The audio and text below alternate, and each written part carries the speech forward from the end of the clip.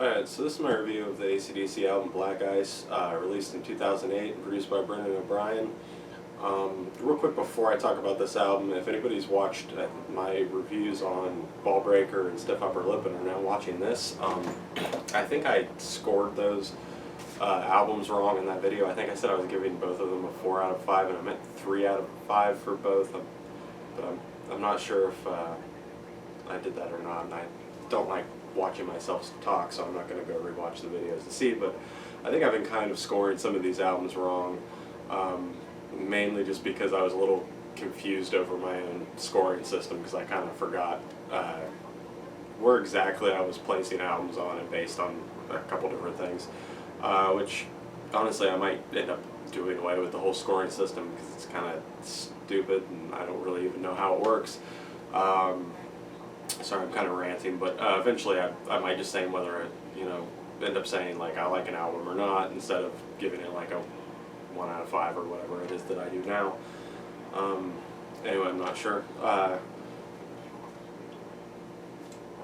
So back to this album, Black Ice. When it came out, I don't remember, like, a lot of people seemed to like it pretty well. I think some of the stuff I've watched now, it seems like most people's opinions of it have kind of gone down a little bit. Mine, I'm kind of the opposite, because when this album came out, I wasn't the biggest fan of it. I did listen to it quite a bit, and I just never seemed to really get into it beyond a couple tracks. And for the most part, I think I kind of, at that time though, I kind of, like, I want to say like over-listened to AC/DC at that point almost when it came out, because I really got into AC/DC, like I think I've said before in other videos, around like 2005, 2006. Then by the time 2008 came around, I was getting into other bands, specifically I think The Who at the time. And so by the time this came out, I wasn't really listening to a lot of AC/DC anymore, because I listened to nothing but AC/DC for like 2 years there. And so yeah, the album came out and it really kind of, I thought it was fine, but it didn't like impress me as much as it seemed to impress everybody else. And when doing these reviews and thinking about, like, at the end of the reviews when I'm going to rank the albums, I was thinking that this one might be one of the 2 albums of theirs that I thought might be my least favorite. I was pretty sure it would come down between this one or Ballbreaker, and honestly I'm kind of surprised that I thought that now listening to this album again, because I really don't think it's that bad now. Maybe a little long. That I think was one of my big problems with it when it first came out, is it's pretty long for an AC/DC album, but I don't really think any of the songs are that bad now, and I used to think that some of the songs were bad for some reason. But I just listened to it not even an hour ago, and my opinion on it's changed quite a bit. Still not one of my favorite albums by then, but definitely I think it's better now than what I did before I listened to it earlier. The first song, Rock and Roll Train, I think most people know, is a big single for the album. To me, it's definitely, I think, yeah, it's one of the standout tracks of the album. Definitely, probably the catchiest track on there. I really have no problem with it being the big single off the album. I think it deserved it. It's a good way to start the album. It was always one of the tracks I liked at the time, and definitely when I was talking to like other friends who listened to this album when it came out, the kind of general consensus amongst like my friends were that it was just like the singles were pretty good, and then most of the rest of the album was kind of forgettable, which I kind of changed my mind about a little bit, but it's still not like the most memorable AC/DC album as far as every song goes, but most of the songs are still pretty good. The second song, Skies on Fire, is another one I like a lot. I think it has some really cool guitar in it. I think it's pretty catchy. To me, I think it's a song that almost could have worked as a single. The third song, Big Jack, was another one of the singles. It's pretty catchy. I almost like Skies on Fire better. And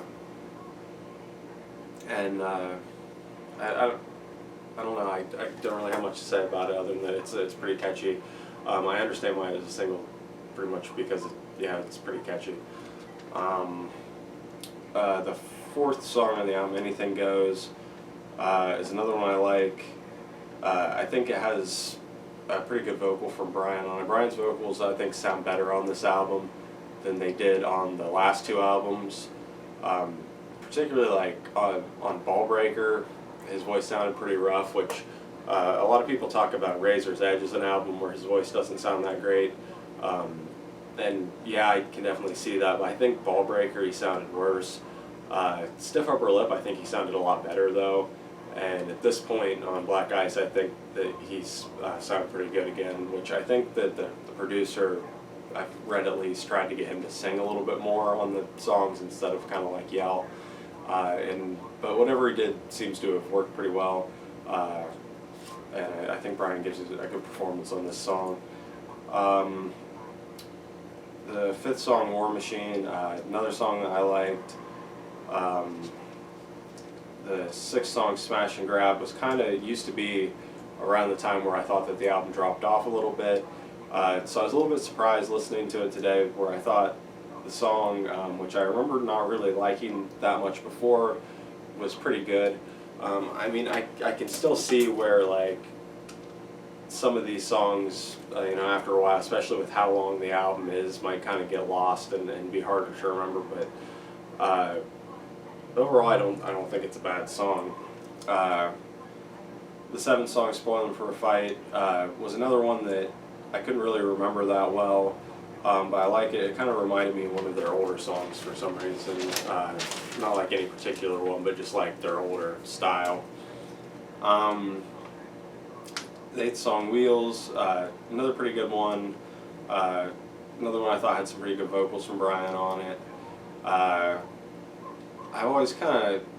remembered not really liking the chorus on this song from back when I listened to it, but I thought it was fine this time. Like, I actually liked it, so I don't really remember why I remembered not liking this song or some of these others. I just don't know. Maybe I don't know. Maybe because I definitely listened to this album a lot when it came out, and definitely remember these songs. And I just can't can't describe why I remember not liking them that much then, and why now I'm like, I think they're fine.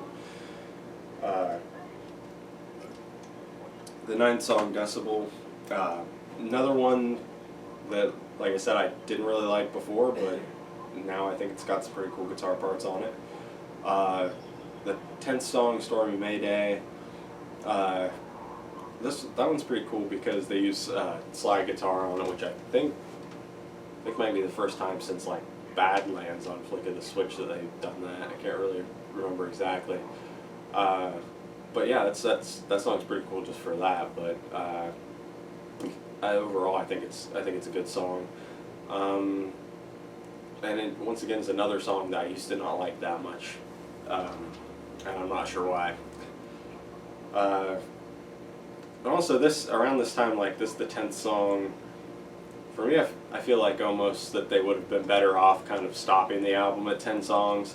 Like, the rest of these songs are good, and I was kind of thinking, like, when I was listening to the album, I was thinking, maybe if they just, like, stopped the album at 10 songs, that would have been better. And I was thinking there'd be obvious ones to cut. Sorry, like, I was having trouble getting that thought out. But actually, after listening to it now, I'm like, I can't really pick out ones that I'd say that I'd get rid of, except for one song in particular, because all the songs on the album are pretty even and pretty good. It's just almost like I wish they had maybe saved like the last 5 and put them on another album in the future instead of putting them all on the one album, because I feel like with the album being so long, it kind of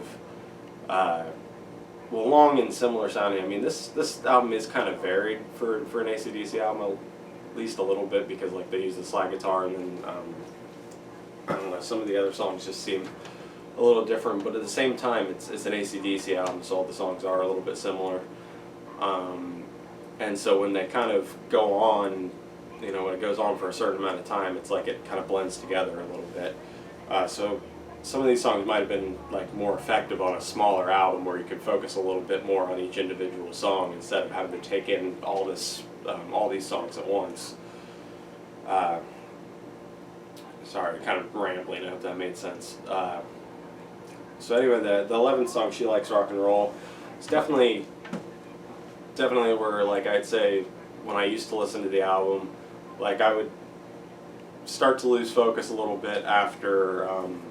So when did I say that was? Probably around Smash and Grab, and then I would really lose focus around "She Likes Rock and Roll." I mean, this I think is probably "She Likes Rock and Roll" is probably the weakest song on the album. Uh, has some cool guitar on it, but I don't know, something about the way the song fits together seems sort of clumsy to me. Like maybe they could have spent some more time working on it and kind of fine tuning it and getting it a little smoother or something. But that's like the one song to me that would be the obvious one that I would probably drop it from the album just to make the album a little shorter and a little easier to kind of digest. I don't think it's like a horrible song or anything. It's just probably my least favorite of the bunch. The 12th song, "Money Made," is another one I like that I used to not care for that much. Another one where I think Brian gives a pretty good performance. I mean, he sounds good on the whole album, but just one that stands out a little bit over the other performances. The 13th song, "Rock and Roll Dream," I think it's pretty cool. I think the band sounds good on it. I think the production on the song sounds good. Which this album, I like the production on it. I think it sounds really good. So the 14th song, "Rockin' All the Way," is a song that I could not remember. Probably like the only song other than maybe "Spoilin' for a Fight." I think those were the only two songs that I couldn't remember at all going into listening to this. And actually this one I like pretty well. It's not like super memorable, but it's definitely an enjoyable song while it's on, I think. And then finally, the 15th and final track, the title track, "Black Ice." It's pretty good.